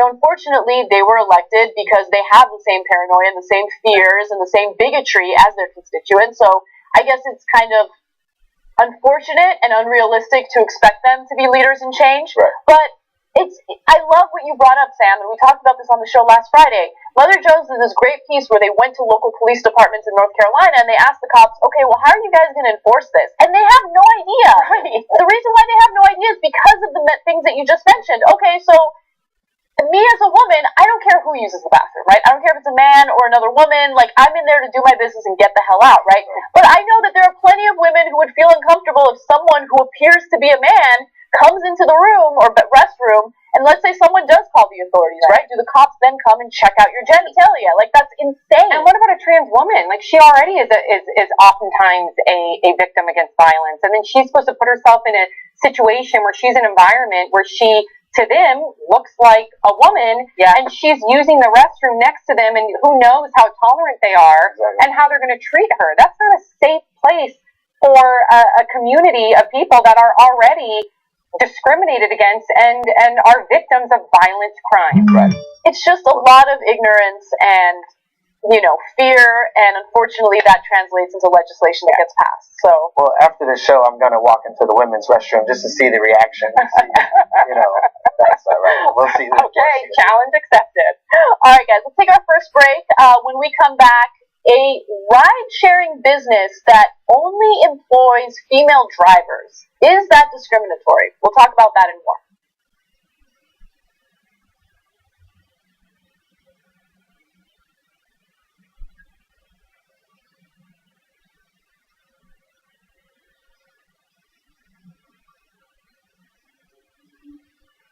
great movie or the greatest movie ever made in the history of cinema?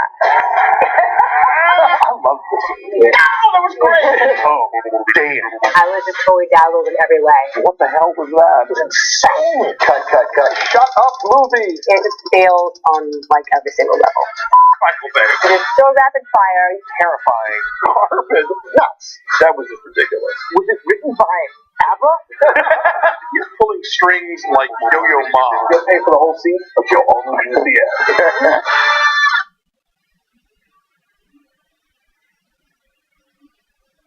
Strip away the gold, the ornaments, knock down the statues and the pillars, and this is what remains. If Melisandre brings him back to life and he owes her one, they should have sex immediately. I wish you good fortune. So he turns out he'll learn that he's Rhaegar and Lyanna's kid, and that he is the just heir to the Seven Kingdoms. And he'll be like, I took about it. Yeah.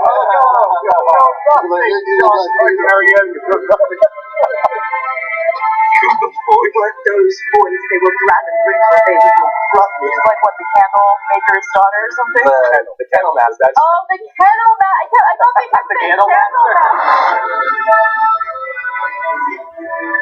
I love Varys. If they kill Varys, I'm going to lose my mind. Is that Valerian there too? Who would, I believe, be the old Giscard or possibly Aerys. They could be almost confused.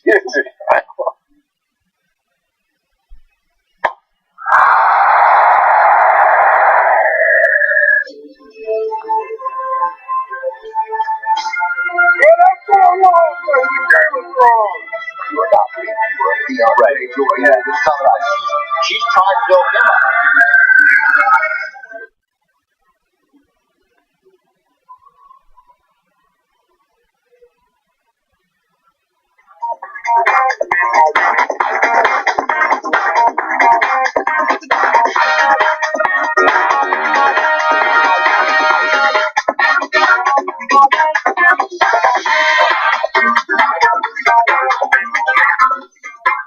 Hey guys, welcome back to TYT. A few TYT lives for you. Ella says, before I found TYT, I never cared about politics. Now I love politics, and it's because of the Young Turks. Thank you so much. Thank you for watching. I get that a lot from like young people who watch the show that never cared about politics. Now all of a sudden they're very engaged, which is a good feeling. Yeah, because you guys speak truth. Yeah, that resonates with people. Yeah, sincere. Yeah, and also I'm sure people like that we cuss and all that. You know what I mean? It's great. A little more entertaining, I guess.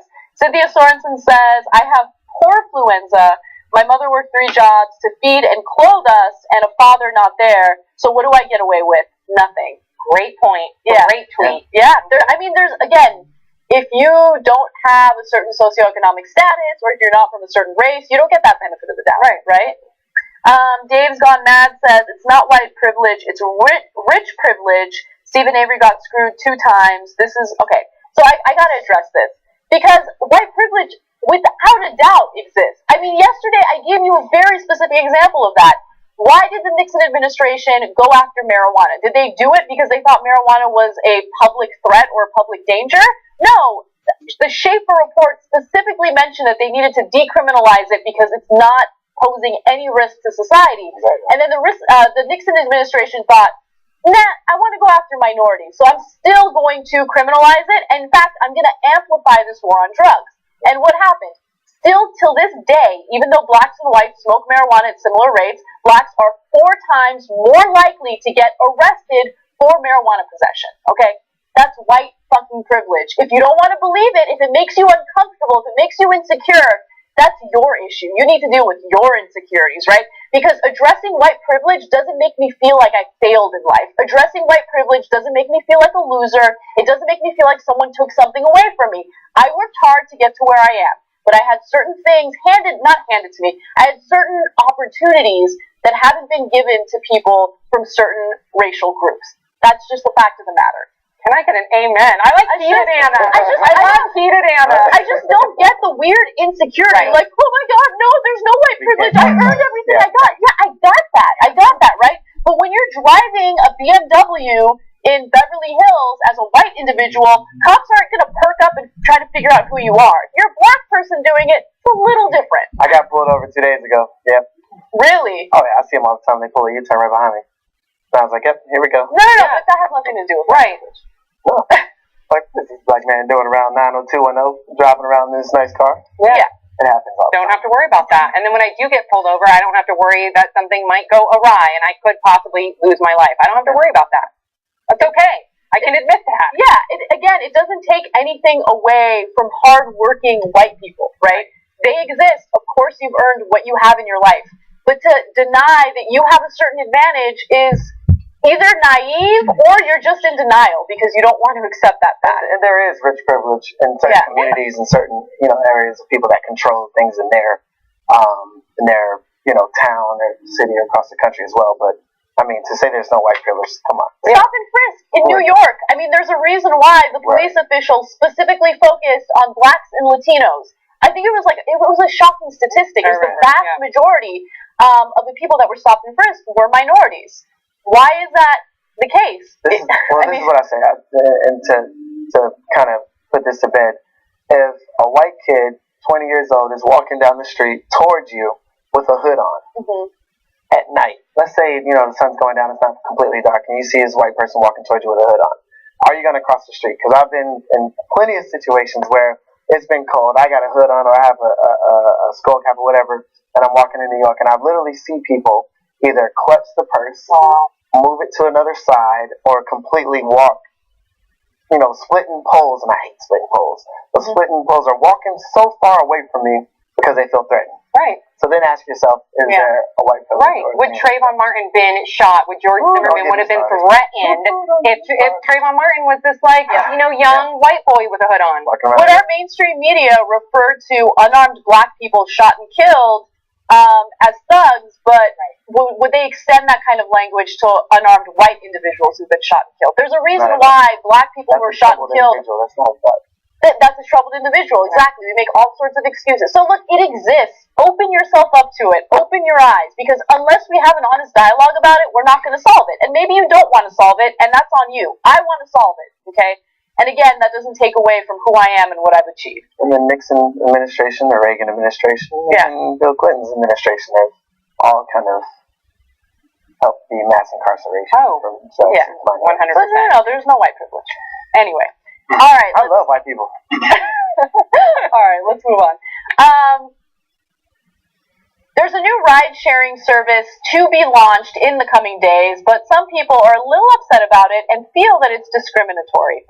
Now, this ride-sharing service is referred to as Chariot for Women, and what it aims to do is ensure that women can be driven around by other women. Let me give you more details. In an attempt in empowerment and safety, only women, cisgender and transgender, children under 13 years old, and non-binary people can ride or drive, excluding children for the latter. Former Uber driver Michael Pellitz came up with the app after having a negative encounter with a very drunk male rider and when his wife expressed fear over becoming a female Uber driver. So essentially, if you feel uncomfortable as a woman being driven around by a man with Uber or Lyft or any of these other ride-sharing services, well, this option is supposed to be available to you beginning April 19th. But already there are some questions as to whether this is legal and whether this is a clear case of discrimination, because the company obviously is only going to hire female drivers. It's discriminatory, yes it is. But I want to address men for 1 second. You have Uber, you have Lyft. This is for women to feel safe. There are a lot of you guys that are creeps. You know it, I know it, just admit it.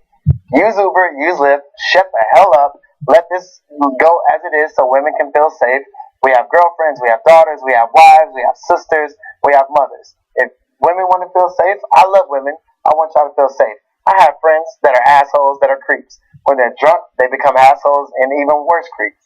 And I have female friends that have not felt safe in some of these ride-sharing apps, but if this is what it takes for you all to feel safe and have fun, go ahead. It's a solution. I'm sorry. This is a solution.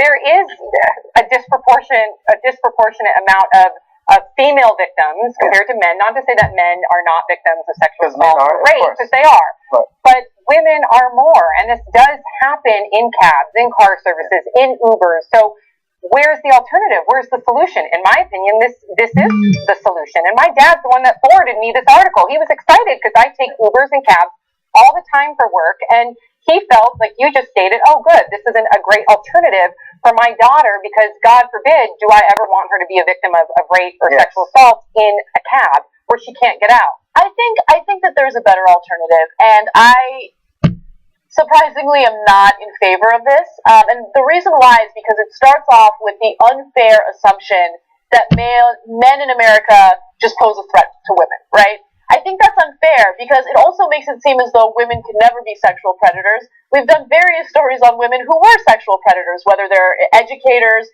or in a position of power where they can take advantage of, younger people working under them or being educated under them. Now, with that said, look, I understand that there are some women who might feel unsafe, which is why maybe creating a ride-sharing service that gives you the option of either a male or a female driver is a good way or a better way of dealing with this. And don't market the product as, oh, men pose a threat to you, so as a result, we're going to give you the option of women. I think that's unfair to men, to be honest with you, right? And Uber should do a better job in background checking their drivers, right? That's another solution to it. Right. But I think that, I don't know, it really sends a bad message about an entire gender that I think is unfair. Think about it if the roles were reversed, right? Think about it if men came out and said, we don't like being driven around by women because women are not great drivers. Like, obviously the statistics do not prove that, but let's say they said that, and all of a sudden there's a ride-sharing service where they only employ men. I mean, everyone would be outraged, right? Of course, and I think this is a great alternative. I agree with you in the sense that it needs some reworking. Yeah. Because by any means do we want to put out the statement that men are all bad or pose a threat to women. That should not be the case. And does it really? Is that how they're marketing it though? Definitely. I mean, you have the founder of it saying, "Oh, my wife felt uncomfortable with a man driving. She felt like he was posing a threat." But some women do feel that way, though. Which I understand. Yeah. I understand that. Which is why I think maybe adjusting ride-sharing services so you can choose a man or a woman is a better alternative. But reworking, right? But you can't have a business that says we only hire men or we only hire women. In fact, there was a case like this before. That faced a serious discrimination lawsuit, and they won. So let me give you an example of that. In 2014, the car service She Taxis, which had a similar mission, had to close down because of basically identical discriminatory claims. Okay, so, I mean, I don't know whether this would hold up in court, but it does pose some issues when it comes to discrimination. And I definitely understand your points. You made really valid points, as you always do. I don't take as sexist and discriminatory as I said. Yes, it is, but for me, it doesn't bother me because I have other options. I can use Lyft. I can use, Uber. And if you don't feel safe with using those, then you can use this status. But I do love the option of having these other ride-share services choose a male or female. Almost like when you go to get a massage. Yeah, I love that you brought that up. Yes. For a male or female, I don't have a problem with that either. And yeah, that's totally fine. I think giving people the option is okay. But again, don't market it as one gender is just inherently violent and dangerous. I'm surprised. That's not, I had no idea. But I will say personally, I've had a lot of female friends that'll call me and say, hey, just stay on the phone with me because this driver is creeping me out. Without a doubt. And there's been a number of cases within Uber where women have been victims of sexual assault and rape, and men too. And like you said, Uber has not done a good job of properly vetting them. And then when there are complaints or there are charges, what do? They sweep it under the rug. But let's not also blame these companies because a lot of people can fabricate a lot of information. A lot of people can really, hide a lot of things in their past to come up through background checks and things like that. So I'm sure they're doing the best that they can, and there's probably other methods they can use to go even deeper. But at the same time, it's the best option is going to be that male or female choice. I'm glad there's an alternative, though. Equity and I'm glad there's an alternative. I'm for it with some reworking of the marketing. I don't like the way they're marketing it. All right. Let's move on to some other questions of male-female discrimination.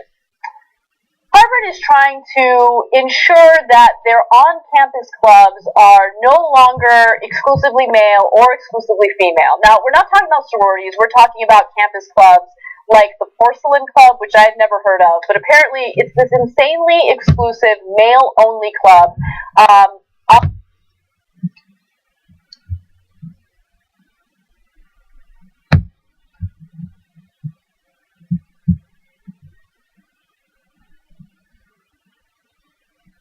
Of the look, I don't agree with them on this, but they think it's a good way of tackling some of these sexual assault cases that have been popping up in a lot of Ivy League schools.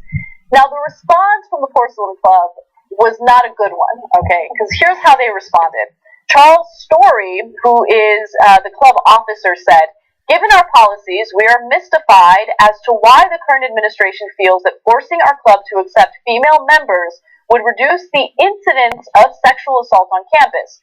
Forcing single-gender organizations to accept members of the opposite sex could potentially increase, not decrease, the potential for sexual misconduct." Wow. I mean, you don't want women in your club so much that you are willing to say that they will be threatened by sexual assault. Yeah. 2 points for honesty? No. I mean, it's basically saying you can equate it to, you were wearing a really short skirt, Anna, and then something inappropriate happened, or you were assaulted, or you were raped, and you know what, Anna, it's kind of your fault for wearing that. Yeah. So if the women come into our exclusive club and something happens, it's their fault for being in this environment. Yeah. I cannot believe that Harvard-educated boys can even think this way. Yeah, I mean, look, to be honest with you, I kind of can believe it, right? Because it's like, I don't know, it's like this elitist attitude, this like sense of entitlement. And so I guess it doesn't really surprise me, but at the same time, you would think that someone would care about their reputation enough to not say that your club members might rape some woman who joins the club. Like, that's a terrible, terrible thing to say. The worst thing possible. You remember that movie, The Skull? No. Am I dating myself? So there's a film that came out probably in the late 90s, and it was about these type of clubs. So there's like these secret society clubs within these universities, private schools, and it's normally people of wealth, people of stature and their family, whatever else, and that's what these clubs are. I wonder if this Charles Story, is he an actual student or like a representative of the club itself, because he was, with the policies and their administration that they were saying to accept female members would reduce the sexual assault. I was with them on that. But when he started going into, it's when he kept talking. Sometimes just say one thing and shut up. Right. Don't even say anything else. It reveals his true character. Yeah, and with these clubs, I would get with a private club. I actually get if you want to have an all-girl or all-boy club. Well, I get that. Yeah. Fraternities and sororities. Right. But on these type of clubs that are affiliated with Harvard and these universities, there's a benefit of job connections and networking. That's why I use that film. Right. Everybody should be inclusive to that. Yeah. Everybody, not just white males, should be able to be awarded that opportunity and that benefit that club offers them. Yeah, that's the difference. Yeah, I don't know if I agree with Harvard in that they're trying to tackle sexual misconduct by integrating women into these clubs. That's not really the way you handle it. In fact, the way you do it is you make sure you take people seriously when they have accusations of sexual misconduct, and you do proper investigations to figure out what the truth is, right? That's the best way to tackle it. Yeah, proper discipline, exactly. But I don't know if, integrating these clubs like that is really the way to tackle it. And education. Why not educate these college students and really talk to them about what constitutes consent? Yeah.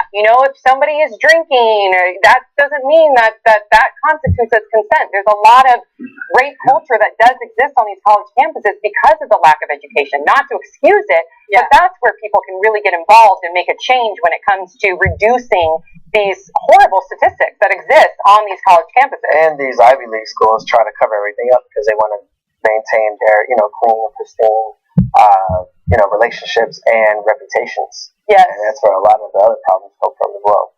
I remember a few years ago we covered a story. I apologize, I forget exactly which Ivy League it was, but there was a fraternity that went in front of like a sorority house or something, and they had like signs that said, or no, they were chanting "No means yes," yes means anal. I remember that Do story. you remember which school it was? I don't.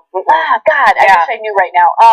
Anyway, I'm sure you guys are going to tweet it to me and let me know. But I mean, that kind of culture is what we're referring to when we say that rape culture does exist on some college campuses, right? Yeah, it's not to say that all of these schools condone rape and they're in favor of it. No, it just means that certain mentalities, certain mindsets need to change. And we can do better. What's wrong with doing better? There's always criticism when you bring up rape culture. Always criticism, but what's wrong? Denial. Yeah, what's wrong with doing better? Exactly. All right, let's take our second break. When we come back, a very controversial story from BuzzFeed. You definitely don't want to miss it, so stick around.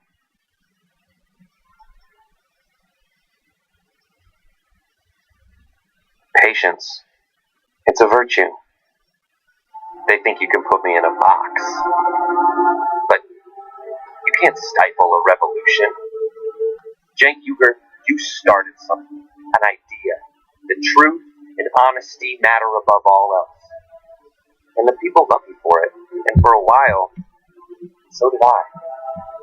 We could have stood united, a political force of reckoning upon our foes, the hypocrites, the phonies, the unjust. But you put me in this box. Cenk! No, you began without me. You began without me. God as my witness. I will be the one to finish it.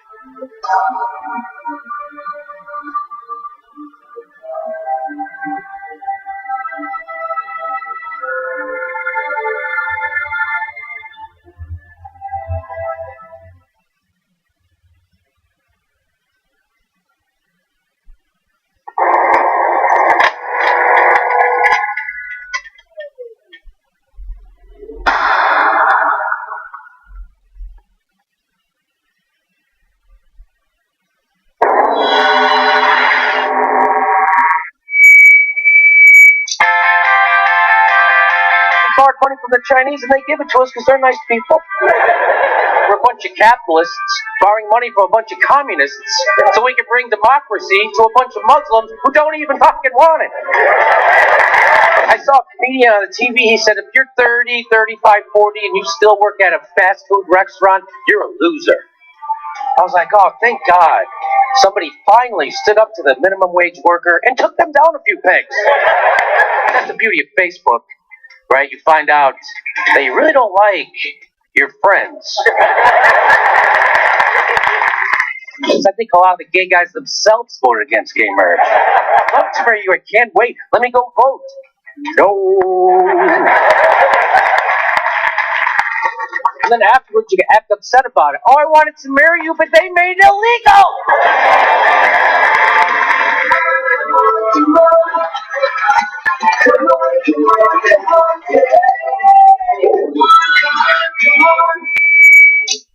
Nerds rule the world, nerds rule the world, nerds rule the world, nerds rule the world. Welcome to the Nerd Life.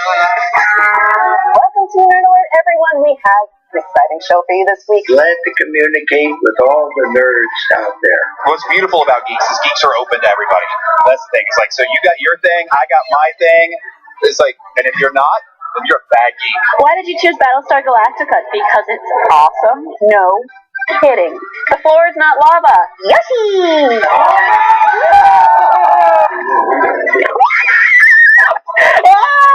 My nightmare! And there's one very special characteristic that many men have been interested in. Penis eyes. What's up, friend? Yeah, I know that curve. And that movie is the Valentine's Day romantic classic, Deadpool. Who should we trust here? Our hearts? Our heads? Yes. J.J. Abrams? Isn't that right? How can you improve pizza? With math, of course.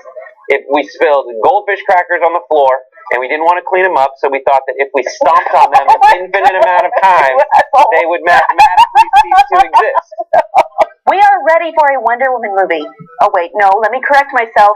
We were ready for a Wonder Woman movie years ago.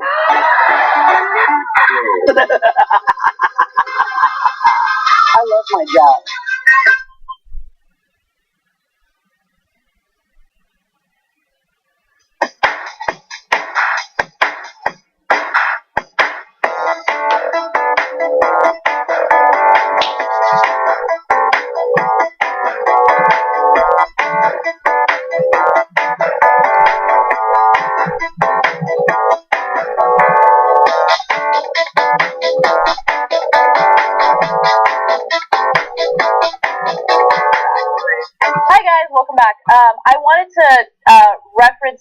Dave's Gone Mad tweet again, because he says that he did not mean to deny that white privilege exists. I misread it, so I thought that's what you were saying. But no, he's saying that it's not only about race, it's also about socioeconomic status, which of course is true. So I apologize for misrepresenting what you had to say, but I think my rebuttal definitely applies to anyone who denies white privilege, which you do not. So I just want to give you credit where credit is due. I'm sorry. Shut up, Dave. Yeah, I feel bad now. I didn't mean to misrepresent what you said. Well, here's what happened. It's like the straw that broke the camel's back, right? I know. We've had a number of tweets and criticism talking about it. Yeah, and I'm going to be honest with what happened. I don't vet your tweets before I read them, so I read like the first half of his tweet, and then I got fired up, and I forgot to read the second half of his tweet. So again, I apologize. Your mama says, Kenny breaking it down simply, it is discriminatory. Get over it. Women want to feel safe. Love it. That's from your mama. Your mom tweeted in? I'm kidding. All right, so I think there are better ways of addressing it, but, some people agreed that ride sharing service is a good idea. Del Moy says, how is it any different than people wanting a car service with only white drivers because passengers feel threatened? Which is an interesting thing that I brought up in the production meeting today. So anyone could reference stats and say, well, crime is more likely to happen with minority drivers, right? So I only want white drivers. I mean, that's kind of unfair. Like, it really is. And look, that hurt when you just said that, actually. No, I mean, look, we've talked about this a lot on the show. It's not because minorities commit crimes at higher rates. It's because police target minorities more, and there's, institutional racism that leads to those high statistics. But they could quote those statistics in their defense of an argument. Yeah. And then finally, Gabriel T. Block says, hoping I live to see the day when we stop separating ourselves into male through female, black through white. We're all humanity. I wish everybody thought that way. Can I address a tweet, because somebody had mentioned, a couple of people actually, in regard to, here's one from Matthew Reed. Just because someone went to a better school doesn't mean that they are more intellectually gifted than anyone else. And that was in response to our last story. And I agree. I think I had said I was surprised that a Harvard-educated young man would say that. I think I was more referring to, because I agree with you there, that does not mean that they are going to be somehow more or tolerant or whatever it may be. But my point is that I was shocked more by the PR statement. Yeah. By this is somebody I think who was a representative of this club, and that's why I said 2 points for honesty in a satirical way. Yeah. It's because I would think that they would be the Ivy League schools are so aware of their reputations and what they say could tarnish their groups. I was shocked by that he didn't have the wherewithal to understand that this would get some pushback. So I just wanted to clarify, and I appreciate your tweet because I agree with you. It doesn't mean they're better, it just means they know how to take tests better. They know how to take tests better, and but I totally see your line of thinking as well. As someone who goes to an Ivy League school or has been accepted to one, you would assume that they're smart enough to not say, oh, if you allow women into our club, we might rape them, right? Yeah. And unfortunately, he was not smart enough to avoid saying that. Which means it was really ingrained in his beliefs, which makes it even worse. I know. Anyway, I still feel really bad about misrepresenting that guy's tweet. Sorry, Dave's gone mad. I don't want him to think he's a bad guy or that I think he's a bad guy. Dave's kind of happy now that you admitted that you were. Sorry. All right, let's move on. BuzzFeed is catching some heat for a video that they recently released, including black individuals asking other black individuals black questions. Now, I don't want to give too much away. Let me show it to you, and then you can kind of figure out why some members of the black community are upset about this. Take a look. Do you really believe that black is beautiful? Or is that just something you say because it sounds cool? Why do some black people say that you're pretty for a dark-skinned girl? When that is said to me, it still makes me feel like the ugliest little black thing. Why do some black men only date white women? Why is it okay for black men to date white women, but not okay for a black woman to date outside her race? Why do you protest Black Lives Matter and then tear each other down in the next breath? Why do we say that we don't want to be seen as a monolith, but then try to take people's black cards away for not liking something that's supposedly black? Why are we so quick to support a non-black owned business, but then hesitate when it's a black owned business? I mean, is there a cutoff time for this whole homophobia thing in the black community? Because I'm really looking forward to that. Why is growing up without a father so common in our race? All right, so there's a lot of accusations in that video, and I can't wait to hear what Kenny has to say. That was only a snippet of it. It's a little under 3 minutes long, and you guys should watch the full video and kind of get a sense of why people are upset about it. And part of the reason why is because they keep asking questions about things that have been debunked. So the very last thing that was mentioned in the video we showed you was this notion that black fathers aren't around for their children. You know, there have been studies that have debunked that. There's proof, there's evidence, data behind it. Yeah, and so it's kind of it is an unfair accusation to deem black fathers absentee fathers where other races are considered, better fathers. It's just simply not true. It's a stereotype. Now, I'm going to hand it over to you, Kenny. You handle it. Well, my father's still in my life, so he didn't go anywhere. And if there is an absentee father, maybe it's because they were incarcerated, because they were targeted more than a white father. Yep. Oh my God. I'm speechless. Like, I didn't see the video. I've only read the article, so seeing the video is just like, oh, okay. I love watermelon and grape jelly. Yes, I do. Oh my God. Who thought this was a great idea, first of all? Please, someone at BuzzFeed step up and say, oh, this was my idea. Yeah.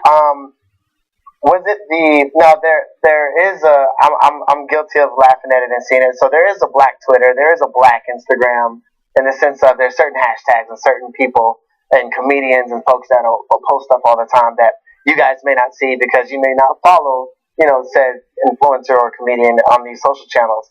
And that's becoming bigger and bigger especially as different situations and different stories kind of come out into the light and celebrity news or whatever news is going on. I just really want to understand what the goal was by doing this question. Yes, I think black is beautiful. Yes, black is amazing. My ex-wife is black, but my current girlfriend is white. I've kind of gone all around the spectrum, so I don't know. I'm flabbergasted to understand what the whole premise behind this was. Like, what was the goal? It was well thought out. What was the goal, though? I don't understand the goal of it. Lazy questions, right? They weren't there wasn't a lot of critical thinking involved. It wasn't questions that would spark dialogue. Right. There was so much weight within each question, and then they glossed over it and moved on. It almost perpetuated stereotypes instead of talking about them. That's so true, yeah, because this wasn't a video that put things into context and led to dialogue. It was just literally a video of them asking questions that had a very stereotypical, thought process behind them. And so whenever I see stories like this, I try to think about it in the context of other ethnicities, maybe other nationalities. It would be like me featured in a video about Armenians, and I'd ask questions like, why are Armenians so hairy, though? Right? Which is a stupid Armenian stereotype. And it's insanely offensive, and just because an Armenian is asking that question doesn't make it better. It doesn't give me some sort of immunity, right? It still makes me look really bad because I'm perpetuating a stereotype. I don't know. It's not a good idea, and it seems as though these were stereotypical questions that were posed by members of other races, and they're like, let's get some black people to ask these questions, so it'll be okay. Hey, let's call our black friend. Everybody phone a friend. Phone a black friend right now. Let's get him in. Get him into the office. Here's the script. I just really want to know what the goal behind this was. I'm so confused. I don't understand I don't even know what this accomplished. They thought it was going to go viral for a different reason. What did they think? I think they thought it would spark dialogue, and it was lazy questions, not well thought out. But it doesn't seem like this is what, BuzzFeed is pretty good. They've been, good over however long they've been out. And I even know one of their, top execs left Pepsi. I'm not going to put his name out there, but it's a black man that left Pepsi who's running this BuzzFeed that I know very well, and I'm like, what the hell are y'all doing over there? How did this get uploaded in past? I would understand maybe they shot it and they go, ooh, maybe this message isn't ringing true. This isn't what our intent is. Let's shelf it. Right. Yeah, but it still got uploaded. Yeah, definitely. And sprinkled in that pretty terrible video were some really interesting questions. So I know that within the black community, there's this divide as to what's considered attractive and what isn't. And this whole notion of light-skinned black people are more attractive than dark-skinned black people, that's a serious divide within the community. Oh, no, it is. That should absolutely be addressed, and we should have a smart dialogue about it, right? But this is not the way to do it. No, it's not at all. But light-skinned people are winning. Steph Curry, Drake, they winning right now. Oh, Drake is always winning in my book. You love Drake. I do too. All day. It's all about Drake. See, that is the black stereotype. You know, me, I'm in the middle. I'm like the mocha caramel. So I'm not, too dark. I'm not too light. I'm right there in the middle. But black is black. Black is beautiful. I think people are beautiful. But I really want to find the person at BuzzFeed that said, "Hey, this is great." So Jim, Terry, Melissa, whoever thought this was great, and we're gonna phone a black friend to have them ask the questions that you guys wanted to ask. I really want to know what the point was. I want to follow up on this and say, okay, this was the goal, or we either need an apology from BuzzFeed. Kenny calling people out. I like it. Well, they could make it right by coming out with a part 2 that addresses these questions in a more educated way, the smarter way. Yeah. Or let's phone our white friends and ask some, stereotypical white people questions. Yeah, like why do you guys always like to vacation at the river? Like why do you guys say like after every other word? No, random. No, it's just I don't understand. I feel like every time, like my white friends talk about vacationing, they go to a river. It's about going to the river. Like we're gonna go down to the river, or like the lake. Like yeah. That's a lake, maybe. Why do you guys always want to start fires on the sand and like jump around it and chill around it? I don't understand that either. Bonfires are awesome. Yeah, bonfires. The two white people say. I've never been. All right, guys, that does it for today's show. Kenny Hamilton, Sam Shocker, thank you so much for joining us today. We will be back tomorrow. I will not be back. I'm out for the rest of the week, but you will have great panelists and you will enjoy the show. There will be a Democratic town hall tomorrow night, so make sure you tune in for that as well. And happy Mama Day. Sorry, I had to say that. I love Kobe. I love Kobe. Last game tonight. I got my Kobe. Do you see my Kobe socks? I got my Kobe socks. Yeah. Nice. Wait, so he's done? Yes. Where have you been, woman? Not watching basketball. Sorry. Yes, he's done. This is his last game. That's big. Incredible. I did hear something about him not wanting to take a pay cut or something. I don't know. I read like an article. Well, we are here to praise Kobe. I'm sorry. He does seem a little selfish at times, but you're a fan. We are praising Kobe today. It's his day. All right, guys. Have a good one. We will see you tomorrow. Bye-bye.